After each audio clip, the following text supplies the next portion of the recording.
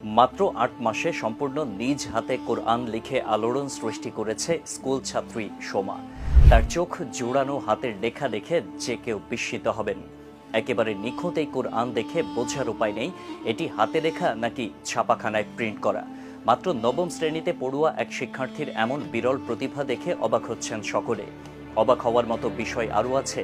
মাদ্রাসার শিক্ষার্থী না হয়েও এমন ঝরঝরে কোরআন লিখে দেশ জুড়ে চাঞ্চল্যের জন্ম দিয়েছে সোমা। বনে গেছেন এক বিস্ময় বালিকা। সোমা আক্তারের নিজ হাতে লেখা দৃষ্টিনন্দন পবিত্র আল কোরআন দেখে তার এলাকাবাসী যেমন বিস্মিত হচ্ছেন, তেমনি মুগ্ধ হয়ে সেই কোরআন এক নজর দেখতে অনেকেই ছুটে আসছেন দূর দূরান্ত থেকে। দিনাজপুরের চিরিরবন্দর উপজেলার চিরিরবন্দর সরকারি মডেল পাইলট উচ্চ বিদ্যালয়ের শিক্ষার্থী সোমা আক্তার।